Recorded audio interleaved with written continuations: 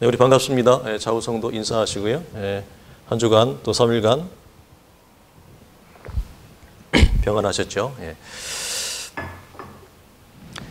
우리 팔복을 나누는 가운데 이제 우리 한 하나만 더 나누면 이제 마무리가 되어집니다. 여러분이 팔복을 나누면서 은혜도 있겠지만 조금 우리가 좀 힘이 빠지는 부분도 없지 않아 있을 수 있어요. 그러나 여러분들이 너무 좌절하거나 너무 염려하지 마십시오. 나중에 그런 부분도 나누겠습니다만 성화와 거룩의 부분을 지나치게 여러분이 집중해서 내 안에 이루어지지 않는 사라지지 않는 살아내지지 않는 부분에 대해서 영적으로 너무 좌절하지 마십시오. 절망하지 마십시오. 저도 목회자로서 그런 부분에 대해서 예전에 고민이 많았었는데 그런 부분에 대해서 너무 여러분이 좌절하거나 절망하지 않아도 됩니다. 하나님이 다 헤아리고 계시고 때와 인내가 되어지면 그런 부분들이 얼마든지 우리 안에 회복되어지고 장성해 줄 수 있으니까 여러분이 삶을 가지고 너무 좌절하지는 마십시오. 그리고 말씀에 더 집중하시는 것이 훨씬 좋다는 말씀을 권면해 드립니다. 자, 오늘 화평을 이루는 자 두 번째 제목인데요. 화평을 이루는 자들은 공통적 특징이 있다 그랬습니다. 그것은 아직 화평이 이루어지지 않은 자들을 향한 영적인 열망, 갈증, 안타까움입니다. 여전히 하나님을 향해 원수 관계요, 진노 관계에 있는 자들에게 화평의 소식을 전하고 싶은 마음이 간절합니다. 시온의 대로가 우리 안에 이미 열어진 자들은 하나님을 향하여 닫혀 있고 하나님을 향하여 막혀 있는 자들을 향한 영적인 의욕이 충만합니다. 우리가 잘 아는 조나단 에드워드 목사님의 설교처럼 지옥불을 향해 가는 인간들을 하나님과 화해시키고자 하는 마음이 우리 안에 일어난다는 것입니다. 그래서 목회자뿐 아니라 모든 구원 얻은 성도는 하나님과 화해시키는 일로 부름을 받았다고 하는 사실입니다. 우리 이것을 일상적인 용어로 전도나 선교라는 표현을 사용합니다만 더 근원적인 것은 이 부분에 있다 할 수 있습니다. 바울은 이 일로 부름을 받은 자들을 이렇게 칭합니다. 화면에 로마 10장을 보면 아름답도다 좋은 소식을 전하는 자들의 발의함과 같다. 기록된 바. 그래서 어찌 믿지 아니하는 일을 우리가 믿으리요, 듣지도 못한 일을 어찌 믿으리요, 전파하는 자가 없이 어찌 들으리요, 보내심을 받지 아니하였다면 어찌 전파하리요 라고 하면서 바울은 말합니다. 우리의 발이 아름답다. 생명을 살리는 발이다. 우리의 걸음이 빛을 드러내는 걸음이다. 우리의 걸음이 부패된 세상의 소금과 같은 발이다. 그래서 사도는 아름답다라고 하는 말을 씁니다. 여러분, 성도는 좋은 소식을 전하는 자들의 발과 같습니다. 저는 참 감사한 게요, 우리 교회는 이 말씀을 경험하는 교회라고 저는 믿습니다. 우리 안에 먼저 복음으로 화평이 이루어진 성도들이 있었습니다. 그 성도들은 자기 안에 이루어진 이 복음의 소식, 십자가의 소식, 화평의 소식을 자기의 것으로만 가지고 있을 수 없었습니다. 그들은 가만히 있을 수 없어서 다른 이들에게 이 소식을 전하는 발이 되었습니다. 그리고 그 소식을 듣고 온 또 다른 자들이 그들 안에 화평이 이루어지는 역사가 일어났고 그 하나님의 은혜의 섭리가 주의 교회를 여기까지 저는 세웠다고 믿습니다. 여러분 그렇게 동의하지 아니하십니까? 여러분 이런 은혜를 주신 하나님을 여러분 찬송하는 것을 잊지 마십시오. 그리고 주님께 영광을 돌려야 됩니다. 자만하지 말고 교만하지 말고 하나님 앞에 겸허히 우리의 신앙과 교회를 짧은 기간에 이 정도까지 여기까지 세우신 하나님 앞에 감사해야 됩니다. 그리고 온전히 영광을 돌려야 됩니다. 야고보의 말대로 화평하게 하는 자들은 반드시 무엇을 심게 돼 있어요? 화평을 심게 돼 있습니다. 야고보는 화평하게 하는 자들은 화평을 심어 의의 열매를 거두게 된다. 이렇게 말을 합니다. 여러분, 화평을 이루고자 할 때 두 가지가 있는데요. 첫 번째는 소극적인 화평입니다. 또 하나는 적극적인 화평이에요. 소극적인 화평이 뭐냐? 양자가 필요합니다. 다 동일한 화평이지만 우리가 굳이 나누는 이유가 있습니다. 이 두 가지는 서로 어떤 것이 더 우가이고 어떤 것이 낫다 그렇게 표현하지 않습니다. 우열이 없습니다. 다 필요합니다. 그러나 첫 번째 이 소극적인 화평은 뭘까요? 개인의 삶에서, 교회 공동체에서 미리 내다보는 것입니다. 자신의 삶을 하나님 앞에 묵상하며 갈등과 불화의 씨앗을 처음부터 만들지 않으려고 하는 영적인 주의입니다. 그런 태도입니다. 왜냐하면 성도는 할 수 있거든 모든 사람과 더불어 화목하라 했습니다. 우리는 화목자로 부름을 받았기 때문에 내 자신의 삶과 내가 걸어가는 공동체의 삶에서 불어 갈등을 일으킬 이유는 전혀 없죠. 또 한 가지는 화평을 심어야 할 자, 화평으로 부름을 받은 자가 갈등과 불화를 조장해서는 말이 안 되는 것입니다. 그러나 우리가 다 연약합니다. 우리가 허물과 실수가 많기 때문에 내가 전혀 의도하지 않고 생각하지 않았지만 갈등과 불화가 내 삶에서 일어나기도 합니다.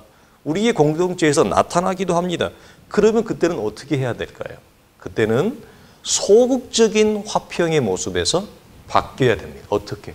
적극적인 화평을 이루어 놓는 자로 태도가 좀 더 바뀌는 거죠.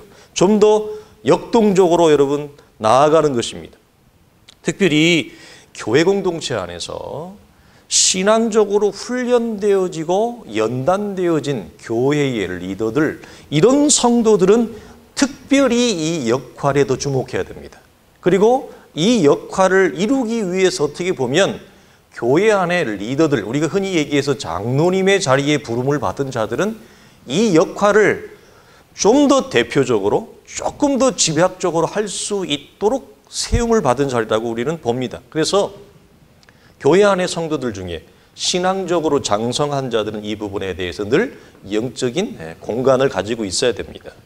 그렇다고 여러분 주의할 것은 무조건 덮는다는 개념이 아닙니다. 무엇을? 갈등과 불화를 무조건 덮어버린다. 그 개념은 전혀 아닙니다. 교회가 성경적으로 잘못된 방향으로 가는데도 불구하고 여러분 무조건 덮어야 됩니까? 그렇지 않습니다. 여러분 그렇다면 그 불신은 반드시 또 일어납니다.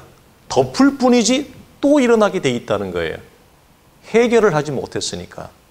화평과 화목을 이루어내지 못했기 때문에 그럴 때는 여러분 어떻게 해야 돼요? 성경적인 방안이 뭔가, 성경적인 지혜가 무언가를 동원해서 화평을 적극적으로 여러분 만들어내는 것입니다. 이것이 두 번째 화평입니다. 우리가 좀 더 집중하고자 하는 것이 이 부분입니다. 자, 사무엘상 26장을 가면 제가 참 좋아하는 여인이 나옵니다. 오늘 좋아하는 여인이, 진짜 좋아하는 여인이 왔는데 제가 두 번째로 좋아하는 여인 아비가일이 나옵니다. 이 아비가일은 외국에 가면 영어 이름으로 서구 사회에서 많이 등장하는 게 사라, 아니면 혹은 세라, 발음을 사라라고도 하고 세라라고도 하고, 그 다음에 에스더, 굉장히 많습니다. 기독교적인 자녀 문화에서는 딸들에게 이렇게 이름을 많이 지어요. 또 하나가 뭐냐면 오늘 본문에 등장하는 아비가일입니다. 아비가일이라는 이름이 굉장히 많습니다. 자, 이 아비가일은요, 남편을 잘못 만났어요. 남편은 너무 아내를 잘 만났어요. 다윗과 나발 사이에서 이 여인의 극적인 드라마틱한 아름다운 화해의 모습이 등장합니다. 자, 갈등 제공자는 나발인데요. 이름 자체가 벌써 마음에 안 들죠? 어감 자체가. 탐욕스럽습니다. 아주 어리석고요. 근데 이 탐욕스럽고 이름도 마음에 안 드는 나발이 참 우리가 별로 좋아하지 않는 건데 큰 부자예요. 왜 이렇게 큰 부자가 왜 이럴까? 갈멜에 엄청난 목양을 하는, 엄청난 목축업을 하는 사람이에요. 근데 그 목축을 할 때 다윗의 군대가 이 나발의 목축과 목양업과 함께 거했던 적이 있습니다. 그래서 그 시대는 다윗의 군대는 굉장히 선했기 때문에 이 나발의 목양을 지켜 주었어요. 돌보아 주었어요. 이 일이 계기를 인해서 다윗은 정중하게 나발에게 음식을 조금 청합니다. 자신의 소아들이 먹을 수 있는. 그때 나발이 음식을 그냥 거절한 정도가 아니라 다윗을 심하게 모욕합니다. 이미 이때 다윗은 이스라엘 사회에 모르는 사람이 없습니다. 이미 이때 다윗은 골리앗을 이긴 민족의 영웅이었습니다. 그리고 사울과의 갈등에서 사울을 2번이나 살려주는 정말 신화적인 스토리를 가지고 있는 사람이에요. 모르는 인생이 없어요. 그 조그마한 나라에서. 그런데 다윗을 그렇게 모독합니다. 이 소식을 들은 다윗이 칼을 차라 그럽니다. 군대를 거느리고 다윗의 용사가 400이잖아요. 400을 둘둘 나눠서 둘은 양들이 있는 곳으로, 둘은 나발이 있는 곳으로 향하게 합니다. 2대로 나누어서 이때 짜잔 하고 등장합니다. 그 이름도 유명한 아비가일이. 자, 먼저 우리 나발의 말씀을 좀 볼까요? 나발이 다윗을 어떻게 하느냐? 다윗이 누구냐? 이새의 아들은 누구냐? 모르겠다. 요즘에는 주인을 떠나서 떠돌아다니는 종들이 많다 하는데 다윗이 그런 애 아니야? 이렇게 여러분 비아냥거립니다. 내가 어찌 내 떡과 물과 내 양털 깎는 자를 위하여 잡은 고기를 가져다가 어디서 왔는지도 알지 못하는 자들에 주겠느냐? 나는 그럴 수 없다. 그냥 거절하면 되는데 다윗과 다윗의 수하들을 종 취급합니다. 아주 저급하게 여러분 모독을 하죠. 자, 2번째, 이때 군대를 몰고 오는 드디어 아비가일이 등장합니다. 아비가일의 첫 번째 하회의 말을 보면 아비가일이 다윗을 보고 급히 나귀에서 내려. 여러분 급히라고 하는 말. 자, 이런 때는 화해를 시도하는 이가 여러분 느긋하면 안 돼요. 갈등과 불씨가 일어났을 때는 느긋해야 될까요? 여러분 서둘러야 될까요? 서둘러야 됩니다. 이 여인이 스피드를 냅니다. 급히 나와서 엎드립니다. 그리고 이렇게 고백을 합니다. 이 죄악을 나에게 돌리십시오. 여러분 아비가일은 이 일과 아무런 관계가 없습니다. 근데 이 여인이 얼마나 현숙하고 지혜로운지 남편의 죄악을 자기에게 돌리라고 얘기합니다. 그리고 남편에 대해서 인정을 합니다. 이 사람은 그 이름이 합당한 자라. 내 주는 어리석고 미련하고 탐욕적이고 사무엘상을 보면 그는 하나님 앞에 완고한 자라 이렇게 얘기합니다. 그래서 이 불량한 사람 나발을 내 주여 개의치 마소서 이렇게 얘기합니다. 자, 2번째로 이 아비가일이 놀라운 신앙 고백과 다윗을 향한 찬사를 해요. 다 읽을 수 없어요. 쭉 얘기하는데 기가 막힌 말을 합니다. 여호와께서 반드시 내 주를 위하여 든든한 집을 세울 것이다. 내 주는 악한 일을 한 적이 없다. 선한 싸움을 한다. 반드시 여호와께서 내 주의 집을 세울 것이다. 쭉 얘기해요. 기가 막힌 말을 여러분 옥구슬처럼 풀어냅니다. 그러면서 이렇게 마지막 이렇게 말합니다. 내 주께서 하나님이 이 나라의 지도자로 왕으로 세우실 때에 무죄한 피를 흘리셨다든지 친히 보복하셨다든지 함으로 말미암아 슬퍼하실 것도 없고 내 주의 마음에 걸리는 것도 없으시리니 이 말이 무슨 말일까요? 주여 내 남편이지만 이 사람 나발은 당신이 상대할 가치가 없습니다. 혹 하나님을 위하여 싸우는 자가 이 나라의 진정한 왕이 되었을 때에 다윗과 다윗의 군대가 하나님의 이름과 맞지 않는 실수, 살상, 사륙을 해서 흘리지 말을 피를 흘려서 내 주에게 모욕이, 내 주에게 훼손이, 명예가 깎아내리면 어떡합니까? 내 주는 그럴 만한 분이 아닙니다. 다윗을 이렇게 얘기하면서 도장을 마지막에 딱 찍는데 뭐라고 제일 마지막에 나중에 이 여종을 생각하소서 이 말을 딱 붙여요. 이 말이 무슨 말일까요? 보통 현명한 여인이 아닌 거예요. 장례를 이 급박한 상황에서 400의 군사가 칼을 들고 오는 그 급박한 상황에서 일반적인 사람 같으면 오금을 저릴 텐데 이 여인은 장례까지 보고 있어요. 다윗을 설득합니다. 지혜의 찬사로 설득을 하며 마지막 나를 후대에 기억해달라는 말은 무슨 말일까요? 무서운 말입니다. 결코 이 일이 다윗에게 일어나서도 안 되며 이 일을 하지 않겠다라고, 내 남편을 죽이지 않겠다라고 하는 확약을 받는 도장을 찍는 거예요. 왜? 나중에 후일에 나를 기억해서 나를 올린다고 하는 것은 이 일을 하지 않기를 간접적으로 돌렸는데 그 간접적 돌림이 뭐죠? 너무 적극적이었습니다. 자, 이런 아비가일의 이 중재와 시도로 말미암아서 다윗이 이렇게 얘기합니다. 다윗이 아비가일에게 이르되 오늘 너를 보내어 나를 영접하게 하신 이스라엘의 하나님 여호와를 찬송할지로다. 또 내 지혜를 칭찬할지며 또 내게 복이 있을지로다. 오늘 내가 피를 흘릴 것과 친히 복수하는 것을 네가 막았느니라. 그래서 다윗은 이 일로 인해서 이 여인을 굉장히 여러분 마음에 눈을 드러나요. 그런데 이 본문이 좀 길어요. 여러분 집에 가서 좀 묵상을 좀 해보시면 좋겠고요. 특별히 아비가일의 두 번째 말들을 찬찬히 묵상해 보세요. 이 일 후에 아비가일이 다윗의 분노의 발을 돌이킵니다.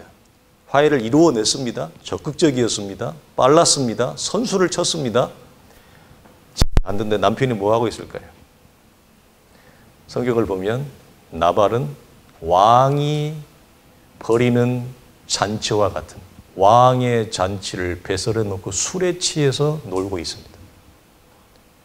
칼이 어디까지 왔는데? 자기 목까지 왔는데. 성경이 보이는 그림이 뭐죠? 근데 신학적으로 얘기하면 하나님의 진노가, 하나님의 분노가 우리의 죄악과 탐욕을 향한, 하나님을 알지 못하는 자들을 향한 하나님의 진노가 텅비까지 왔는데 몰라요. 누가 알아요? 화훼자만 알아요. 우리 성도들이 그 역할로 부름을 받았다는 거예요. 하나님을 향하여 닫혀있는 자들은 하나님의 칼이 턱 밑에까지, 세례 요한의 말씀대로 하나님의 진노의 도끼가 이미 나무에 밑둥을 쳤는데도 몰라요. 죽는지를 모릅니다. 그걸 누구만 아냐 이거예요. 이미 우리 안에 화평이 이루어진 자들, 시온의 대로가 열어진 자들만이 그게 보이는 거예요. 그래서 그들을 향한 영적인 안타까움, 영적인 갈등, 영적인 우리의 고통과 고민이 우리의 마음을 짓누른 것입니다.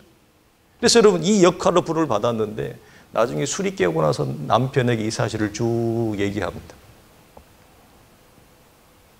나발이 간이 녹습니다. 덜덜덜 떱니다. 그때서야 알아 누워요. 10일 만에 세상을 떠납니다. 성경은 하나님이 내 종 다윗을 모욕한 것을 하나님이 기억하시고 나발을 칩니다. 나발이 세상을 떠납니다. 나중에 이 소식이 들려요. 다윗이 나중에 왕이 됐을 때에 부릅니다. 이 여인을 자신의 신하를 통해서 정중히 요청합니다. 내 부인이 되어주십시오. 그래서 다윗의 아내가 되어져서 아비가일은 다윗이 이 땅을 떠날 때까지 옆에서 든든하게 다윗의 조력자가 되고 자녀를 낳습니다. 아름다운 생을 삽니다. 참 감사한 노릇이죠. 자, 아비가일이 보여주는 여러분 화평의 안내, 가이드가 있어요. 첫 번째 뭐냐? 여러분, 아비가일이 다윗을 보고 급히 나귀에서 내려 다윗 앞에 엎드려 그의 얼굴을 땅에 대니라 이런 말씀이 있습니다. 그가 다윗의 발 앞에 엎드려, 첫 번째, 여러분 화해자는 자신을 높이면 안 됩니다. 낮추어야 됩니다. 여러분이 제3자의 자리에서 중재로, 화해자로 들어갈 때 가져야 할 첫 번째 요건은 뭐냐? 자기 자신을 낮추어야 돼요. 자기를 높이면 안 됩니다. 자신의 권리를 주장해서는 안 됩니다. 자기 중심적이어서는 안 됩니다. 어떻게 보면 이게 목회자와의 모습에서도 마찬가지죠. 하나님을 향해 바울의 말대로 하나님을 모르는 자에게 시집을 보내는 중매쟁이로 부름을 받았는데 목사가 자기를 낮추지 않고 자기 권리만을 주장하고 자기를 높이면 이 화해의 역할, 복음의 십자가의 소식을 전달하는 자의 모습으로서는 자격이 없습니다. 두 번째로는 뭐냐? 이렇게 얘기하죠. 아비가일이 내 주여 원하건대 이 죄악을 나에게 돌리시옵소서. 무슨 말입니까? 자신 때문에 일어난 불화가 아닙니다.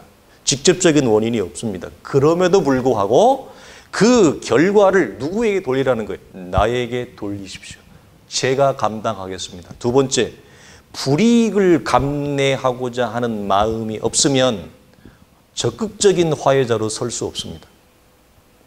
이 일을 했을 때 나에게 찾아오는 마이너스를 고려한다면, 그걸 집중한다면 화해자로 들어갈 수 없어요. 자신에게 주어진 복합적인 손해, 제가 복합적인 손해라고 했습니다. 그 손해를 감당해야 됩니다. 그것을 감내하고자 하는 마음이 우리 안에 세워지지 않는다면 적극적인 화해자는 절대 될 수 없습니다. 세 번째, 아비가일의 말을 보면 어떤 언어를 쓰냐? 유순한 대답을 합니다. 아주 지혜롭죠. 자, 잠언 15장 1절 3절에 이렇게 얘기합니다. 유순한 대답은 분노를 쉬게 하여도 과격한 말은 노를 격동하느니라. 여러분, 만약 화해자의 모습으로 갔던 아비가일이 유순한 언어를 사용하지 않았다면 어떻게 됐을까요? 온순한 혀는 곧 생명나무이지만 패역한 혀는 마음을 상하게 하느니라. 갈등과 다툼의 불씨가 여러분 뭐예요? 혀입니다. 여러분 항상 기억하십시오. 다윗의 갈등, 다윗의 노를 일으킨 게 뭐예요? 어리석은 나발의 혀였습니다. 여러분, 그렇다면 그 분노를 잠재운 갈등과 다툼을 화해로 바꾼 것은 뭐였습니까? 아비가일의 유순한 혀였습니다. 아비가일의 지혜로운 혀였습니다. 여러분, 혀는 살리기도 합니다. 그리고 죽이기도 합니다. 복음이, 진리가 우리의 혀를 통해 전달됩니다. 찬송이 혀를 통해 여러분 울립니다. 그러나 혀를 통해 시기도, 질투도, 다툼도, 갈등도 일어납니다. 야고보는 이렇기 때문에 경건의 세 가지 요소를 얘기할 때 처음에 뭘 얘기합니까? 화면에 야고보서 1장 26절을 보면 누구든지 스스로 경건하다 생각하면 자기 혀를 제갈 물리지 아니하고 자기 마음을 속이면 이 사람의 경건은 헛 것이라. 우리가 잘 아는 대로 야고보는 세 가지 경건, 혀를 제어하는 것, 둘째 뭐예요? 고아와 가부를 환난에서 돌보는 것, 세 번째 이 세상에서 자신의 믿음을 지켜내는 것, 이 세 속에 물들지 아니하는 것, 세 가지를 얘기하며 첫 번째로 뭘 낳았다? 혀를 낳습니다. 혀를 통제하라. 특별히 교회 공동체 안에서 어떤 말을 들었을 때 우리 안에 찾아오는 유혹이 있습니다. 그게 뭐죠? 말하고 싶은 강한 충동을 받습니다. 그래? 어떤 집사님이 와서 이런 얘기를 했습니다. 어떤 성도가 와서 이런 얘기를 나한테 그래? 그 말을 들었을 때 우리 안에는 그 말에 대꾸하고 싶은 강력한 충동이 일어납니다. 그리고 그 강한 충동은 수군거림으로 나타나죠. 여러분, 누구나 이런 유혹과 충동을 받습니다. 여러분, 이런 상황에서 지혜는 무엇일까요? 혀를 지키는 것입니다. 이 상황에서는 말을 빨리 뱉는 것이 아니라, 말을 빨리 여러분 대꾸하는 것이 아니라 혀를 지키는 것이 지혜입니다. 그래서 성경을 야고보는 이렇게 얘기해요. 듣기는 뭐하고 빨리 듣고 말하기는 더디하라. 듣는 귀는 빠르십시오. 듣는 귀가 여러분 아둔한 것은 지혜롭지 못합니다. 귀가 여러분 빨라야 됩니다. 그러나 말은 더디하라 했음. 혀를 제갈 물리십시오. 이게 뭐예요? 지혜입니다. 그리고 그럼 어떻게 하느냐? 그 다음에 성경적으로 이 상황을 보십시오. 성경적으로 여러분 주어진 현장을 보십시오. 말씀에 비추어 보십시오. 그리고 어떻게 해야 될까를 여러분 결정하십시오. 이렇게 함으로 우리 안에 불필요한 갈등, 불필요한 분쟁을 피해야 됩니다. 이것이 여러분 화평자가 가지고 있는 실력이요 지혜입니다. 무엇을 위해서 그렇습니까? 무엇 때문에? 누구를 위하여 종을 울려야 됩니까? 에베소 4장 볼까요? 모든 겸손과 온유로 하고 오래 참음으로 사랑 가운데서 서로 용납하고 평안에 매는 줄로 성령이 하나 되게 하신 것을 힘써 지키라. 이것 때문에 그렇습니다. 성령이 하나 되게 하신 것을 힘써 지키기 위함입니다. 그것을 내 경건하지 못한 혀로 깰 어리석음은 범할 필요는 없습니다. 근데 그 앞에 그걸 하기 위해서는 뭐죠? 사랑 가운데서 서로 용납하지 아니하면 못 지킨다 이 말입니다. 여러분, 하나됨을 힘써 지키어내는 것, 이게 뭐예요? 화평을 이루어내는 것입니다. 자, 로마서 14장 17절로 보면 우리가 살아는 하나님의 나라는 먹는 것과 마시는 것이 아니요 오직 성령 안에서 쭉 얘기합니다. 화평의 일과 서로의 덕을 세우는 일을 힘쓰나니 의와 평강과 희락을 얘기합니다. 여러분, 이 로마서 14장에서 말하는 의와 평강과 희락은 하나님으로부터 주어지는 수직적인 의와 평강과 희락을 말하지 않습니다. 여기서 말하는 의와 평강과 희락은 하늘로부터 주어진 의를 수평적으로 우리의 삶에서 이루어내는 의, 하늘로부터 주어진 평강을 수평적으로 우리의 삶에서 이루어내는 평강, 하늘로부터 주어진 기쁨을 내 삶과 교회의 현장에서 이루어내는 기쁨을 얘기해요. 수직적인 것이 아니라 수평적인 것을 얘기한다는 거예요. 이루어내는 것, 우리가 하나님 안에서 만들어내는 것을 여러분 얘기합니다. 여러분, 이 부분을 혼동하지 않아야 돼요. 자, 여러분, 교회 안에서 우리가 동일한 예수님을 믿지만 어떤 일들을 할 때 각자가 가지는 생각이 달라요. 늘 얘기합니다. 부부도 생각이 달라요. 나와 같을 거라고 여러분 기대하시면 안 돼요. 여러분, 자식도 나랑 생각이 달라요. 가치가 달라요. 여러분, 한 가족도 몸을 부딪히고 사는 한 가족도 내 생각과 가치와 주장이 전부 달라요. 내 생각과 주장과 가치에 다 동일하게 여러분 동의할 거라고 기대하시면 곤란해요. 같은 예수님을 믿어요. 같은 신앙을 고백해요. 같은 교회 안에 있어요. 그러나 생각과 가치와 중요한 것들이 전부 다 다릅니다. 사람마다. 이게 교회 안에 가지는 다양성인데, 그러면 나랑 생각이 다른 사람, 나랑 가치가 다른 사람, 나랑 주장하는 게 다른 그 사람에게 다를 때마다 어떻게 해야 돼요? 말을 막 뱉어야 돼요? 말이 나오는 대로 말을 해야 돼요? 그럼 어떻게 돼요? 우리 안에 무엇이 다툼과 불화가 불처럼 일어납니다. 화평할 날이 없습니다. 조용할 날이 없습니다. 평강은 우리 속에 주어졌지만 내가 무엇을 깨는 것입니까? 지혜롭지 못한 언사로, 경건하지 못한 혀로 내가 스스로 하나님의 의와 평강과 희락을 깨버리는 거예요. 내가 깨워놓고 왜 하나님이 이렇게 하느냐고 여러분 하나님을 원망하시면 곤란합니다. 여러분, 나와 다를지라도 사랑 가운데서 오래 참음으로 양보하고 배려하여 그 사람과 무엇을 이루어내라? 화목을 이루어내라. 이게 평강이라 이 말이에요. 하나님의 나라는 먹는 것과 마시는 것이 아니요 의와 평강과 희락이니라. 성령 안에서. 자, 무슨 말입니까? 화목은 우리에게 어떤 강력한 증거가 되느냐? 거룩한 자녀임을 증거해주는 강력한 반증이, 내가 하나님의 자녀인 걸 어떻게 하느냐? 화목을 이루어낼 때, 화목의 역할로 서 있을 때, 그런 발의 자리에 있을 때 저들은 하나님의 아들이라 일컬음을 받을 것이다. 성경이 이렇게 얘기합니다. 자, 여러분, 마지막으로 다룰 것이 있어요. 자, 불필요한 불화를 막는 것, 지혜이지요. 교회 하나됨을 위해 우리가 혀를 절제하는 거, 여러분 실력입니다. 큰 실력입니다. 여러분, 그렇다고 교회의 하나됨을 위해 우리가 무조건적으로 혀를 제어해야만 하는가? 무슨 말이죠? 항상 입을 닫아야만 되냐는 거예요. 성도는 무엇을 위해서? 교회의 하나됨을 위해서. 평안에 매는 줄로 힘써 지키라 했으니 하나됨과 교회의 일치를 위해서 우리는 무조건적으로 목사님 입을 닫아야만 됩니까? 그렇지 않죠. 성경은 입을 열 때가 있고 입을 닫을 때가 있다고 얘기합니다. 근데 우리는 이걸 대부분 반대로 합니다. 입을 열어야 될 때는 닫고 닫아야 될 때는 여는, 이제 그게 우리의 연약함인데, 자, 이런 의문이 생기죠. 여러분 기억하십시오.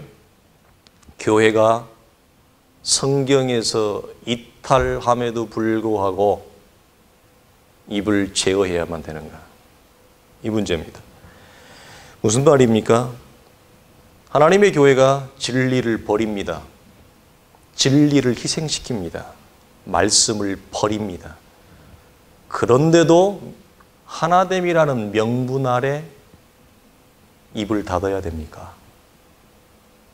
성경은 불필요한 불화를 막으라고 합니다. 혀를 제어해서. 그러나 교회가 진리를 버리면서까지 교회의 하나됨을 위해 성경은 입을 닫으라고 얘기하지 않습니다.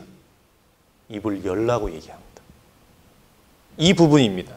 자, 침묵이 이럴 때는 도리어 교회의 순결을 무너뜨리고, 이럴 때는 침묵이 교회의 하나됨을 오히려 무너지게 한단 말이에요. 초대교회는 이 점에서 매우 적극적이었습니다. 초대교회의 암적인 존재는 뭐였냐? 하나님의 진리를 바꾸는 거짓 교사들이었습니다. 주님의 가르침을 와해시키는 자들이었습니다. 교회의 하나됨과 순결을 위해 이들은 거짓 교사들을 향해 교회는 입을 열었습니다. 우리가 잘 아는 대로 죽음이 누가복음과 마태복음을 보면 하나님의 성전에 올라가서 입을 엽니다. 내 집은 만민의 기도하는 집이라 일컫을 거를 너희는 강도의 구려를 만들었느니라. 입을 엽니다. 너는 장사꾼의 소굴로 만들었구나. 하나님의 거룩한 집이 장사꾼의 터가 됐다라고 하는 사실에 대해 주님은 입을 여십니다. 그것도 매우 적극적으로 강하게 여십니다. 그러나 그 외에는 주님은 이사야 53장에 있는 말씀처럼 도수장에 끌려가는 어린 양이 입을 열지 아니하며 잠잠히 했다라고 하는 것처럼 그분은 진리를 외치는 데는 입을 열지만 나머지에서는 혀를 물리는 정도가 아니라 온전한 침묵을 합니다. 도수장에 끌려가는 어린 양이 입을 열지 아니한 것처럼 입을 열지 않습니다. 이게 여러분 지혜입니다. 여러분 이게 성도의 실력이고요. 저는 교회의 지도자로 부름을 받은 자들이 특별히 이런 양자의 역할과 균형을 갖는 거 존경받을 자들입니다. 여러분 초대교회는 이 일로 인해서 하나님의 교회를 지켜냈습니다. 하나님의 교회의 순결을 여러분 세웠습니다. 우리 교회도 이런 성도들, 이런 실력이 있고 영적인 영감이 있는 지도자들이 우리 교회도 많이 일어나야 돼요. 하나님이 기뻐하시는 것입니다. 여러분 말씀을 마칩니다. 화평은 무엇과 함께 있습니까? 진리와 함께 있습니다. 화평은 진리를 결코 떠나지 않습니다. 나뉘지 않는다는 얘기입니다. 자, 진리를 그러면 감춘 화평은 뭐냐? 가짜입니다. 진리가 없는, 말씀이 없는 화평은 조장된, 위조된 화평이에요. 성경이 말하는 화평이 아니에요. 속으면 안 됩니다. 사랑하는 성도들이요, 우리는 각자의 부르심의 자리가 있습니다. 저는 저대로, 우리 성도는 성도들대로 각자의 부르심의 자리에서 화평을 이루어내는 자로 여러분의 생이 하나님 앞에 빛나는 성도들이 되기를 주님의 이름으로 간절히 축원드립니다. 기도하겠습니다. 하나님 아버지 감사합니다. 우리 안에 십자가의 복음이 들어옴으로 내 안에 막혀있던, 내 안에 나도 그 이유와 원인을 모르는 짓누르고 있던 내 삶의 이 무거운 돌덩어리를 그리스도의 죽으심과 십자가의 죽음으로 온전히 우리 안에 제거하시고 하나님에게 나아가는 길과 생명을 받음과 하늘의 신령한 공기와 하늘의 신령한 따스한 바람을 맞으며 이 땅을 걸어가며 그 나라를 향해 걸어갈 수 있도록 허락하신 주의 은혜 앞에 감사함을 드립니다. 거룩하신 아버지, 힘들 때마다, 답답할 때마다, 앞뒤가 좌우가 보이지 아니할 때마다 자기 육체로 내 안에 화평을 이루신 십자가를 묵상하게 하여 주시옵소서. 아버지 하나님, 복음을 전하고 싶고 화평의 소식을 전하고 싶지만 복음과 화평의 소식을 받아들이지 않는 대상을 향해 우리의 마음이 무너질 때가 많습니다. 주님, 그럴 때마다 우리는 주님이 나를 위해 어떻게 화평을 이루어냈는지를 묵상함으로 다시금 힘을 받고 다시금 신앙적 용기와 위로와 우리 안에 참다운 용기를 내어 신앙으로 일어나며 믿음으로 일어나며 화평을 전하는 자로, 화평을 앞에 좌절하지 않는 자로 하나님 꿋꿋하게 세워져 나가는 살아가는 성도들의 발걸음이 되어 하나님 앞에 온전한 화평을 이루어내는 자, 우리 성도들이 서 있는 곳에, 우리 성도들이 가는 곳에 진리와 더불어 화평의 열매, 의의 열매를 이루어내며 만들어내며 맺혀지게 하는 성도들, 축복된 성도들, 하나님 앞에 별과 같이 빛나는 성도들, 그런 교회가 되어지게 하여 주시옵소서. 우리 주 예수 그리스도의 이름으로 간절히 기도하오며 축복하옵나이다. 아멘. 이제는 우리 주 예수 그리스도의 은혜와 우리 하나님의 크신 사랑과 성령의 감화감동 역사하심이 이미 이루어진 화평을 통하여 내가 서 있는 곳, 내 발걸음이 닿는 곳, 내 손끝이 닿는 곳, 내 호흡이 이루어지는 곳마다 성령 안에서 하나님의 의와 평강과 희락을 이루어내기를 원하는 살아가는 성도들의 모든 신앙적 걸음과 삶에 주어지는 매일매일의 고단한 삶과 우리에게 주어지는 일상에 이제로부터 영원토록 항상 함께 있을지어다. 아멘.